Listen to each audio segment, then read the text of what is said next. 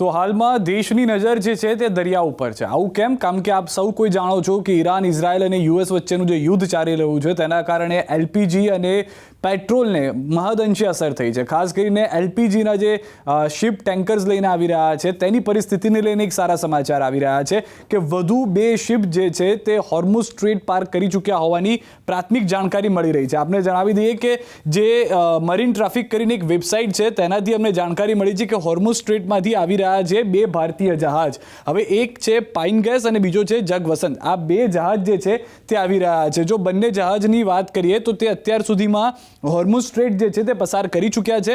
અંદાજે 44,000 metric ton એટલે કે અંદાજે 30 લાખ જેટલા ઘરેલું ગેસના સિલિન્ડર એક જહાજમાંથી બની શકે તેટલો ગેસ તે લઈને આવી રહ્યા છે. જેમ પાઇન ગેસમાં જેટલી ક્ષમતા છે તેટલી જ ક્ષમતા જગવસંત જે બીજું જહાજ આવી રહ્યું છે કે જે હોર્મુઝ સ્ટ્રેટ પાર કરી ચૂક્યું છે અંદાજે 44,000 મેટ્રિક ટન અને અંદાજે તેમાંથી પણ 30 લાખ જેટલા ઘરેલું ગેસ સિલિન્ડર બની શકે તે રીતનું તે હોર્મુઝ સ્ટ્રેટ પાર કરી ચૂક્યું છે. શિપિંગ મિનિસ્ટ્રી સાથે જ્યારે થોડી જાણકારી પ્રાપ્ત થઈ તો તેમનું પણ માનવું છે કે ત્યાં હલચલ શરૂ થઈ ગઈ છે. જો કે તેઓએ સ્પષ્ટ નથી કર્યું કે હોર્મુઝ સ્ટ્રેટ પાર કર્યું છે કે નહીં, પરંતુ તેમનું પણ એ જ કહેવું છે કે 92,000 મેટ્રિક ટન જેટલો જથ્થો ગેસનો તેમાં આવી રહ્યો છે. હવે જે મરીન વેબસાઇટ છે કે જે મરીન ટ્રાફિક વેબસાઇટની અમે વાત કરી રહ્યા હતા એ પ્રમાણે જોઈએ જેનાથી અમને અંદાજ આવ્યો તો આ જે આ બ્લિંક થતું જોઈ રહ્યા છો તે ભારતીય જહાજ, જે 2 ભારતીય જહાજ જે છે તે હોર્મુઝ સ્ટ્રેટનો જે આખો ભાગ છે તે ક્રોસ કરી ચૂક્યા છે. આપ જોશો તો અહીંયા આપને ખ્યાલ આવશે કે યુનાઇટેડ અરબ જે છે એટલે કે હોર્મુઝ સ્ટ્રેટનો જે દરિયા કિનારોનો આખો વિસ્તાર છે, દરિયો જે છે ત્યાંથી તેઓ જહાજ જે છે તે આગળ આવી ચૂક્યા છે. મરીન ટ્રાફિક જે ટ્રેક કરી રહ્યું છે તમામે તમામ શિપ્સ જે ત્યાંથી પસાર થઈ રહી છે, જે કન્ટેનર્સ ત્યાંથી પસાર થઈ રહ્યા છે તેને લઈને અનેક રાહતના સમાચાર એ પણ આવ્યા હતા કે ટ્રમ્પ તરફથી કહેવામાં આવ્યું કે 5 દિવસ સુધી અમે ઈરાન ઉપર કોઈ હુમલો નહીં કરીએ, તેની જે પાવર સાઇટ છે, પાવર પ્લાન્ટ છે તેના ઉપર હુમલો નહીં કરીએ. પરંતુ જગવસંત અને પાઇન ગેસ જે છે તે જે પસાર કરીને આવશે તે અંદાજિત 1700 થી 1800 કિલોમીટરનો આખો રૂટ જે છે તે પસાર કરીને આવશે. એટલે સ્વાભાવિક હજી પણ 48 થી 72 કલાક જેટલો સમય લાગશે. પરંતુ એ જ્યારે આવશે તો એક સાથે ભારતમાં 60 લાખ ગેસના ઘરેલું બાટલા પહોંચી શકે તે પ્રમાણેનો જથ્થો હશે. અને જે રૂટ આપણે પહેલાં પણ જોયું છે, પહેલાં જે 3 શિપ આવ્યા હતા તેની પણ વાત કરીશું, પરંતુ તે રૂટ પ્રમાણે એકાદ જે જહાજ છે જે આખું ગેસ લઈને આવી રહ્યું છે તે ગુજરાતના મુન્દ્રા પોર્ટ પર આવી શકે છે અને એક છે એ મહારાષ્ટ્રમાં જઈ શકે છે. ત્યારબાદ ભૂતકાળમાં જે બાકીના 3 શિપમાં જોયું હતું તેવું શક્ય છે કે થોડો જથ્થો જે છે તે મેંગલુરુ અથવા બેંગલુરુ મોકલવામાં આવે, થોડો જથ્થો ગુજરાતમાં કરવામાં આવે અને કંપની પ્રોસેસિંગ શરૂ કરી દે.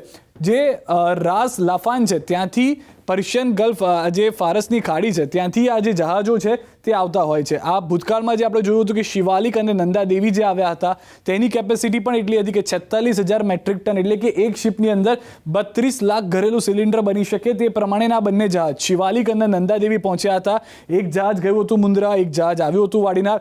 તેવી જ રીતે ત્રીજું એક જહાજ પણ આપણી પાસે આવ્યું હતું, પરંતુ તે હોર્મુઝ સ્ટ્રેટ નહોતું પાર કરવાનું, તે યુએઈથી આવતું હતું એટલે કે ફુજેરા બંદરથી તે નીકળ્યું હતું. અને તે જગ લાડકી જહાજ જે છે તે 80,000 ટન મેટ્રિક ટન કાચું તેલ લઈને આવ્યું હતું. તેમાં ગેસના બદલે તેલ હતું, 3 crore litre petrol, 3 crore litre diesel, 45 lakh kilo LPG, 3 lakh ઘરેલું ગેસ સિલિન્ડર અને અન્ય પ્રોડક્ટ્સ પણ તેમાં હતી કે જે બધી વસ્તુ સાથે પહોંચ્યું હતું મુન્દ્રા પોર્ટ પર. તો આ રીતે જે 3 જહાજ આવ્યા હતા જેમાંથી 2 જહાજને આપણે જોયા કે જે શિવાલિક અને નંદાદેવી હોર્મુઝ સ્ટ્રેટ પાર કરી આવ્યા હતા.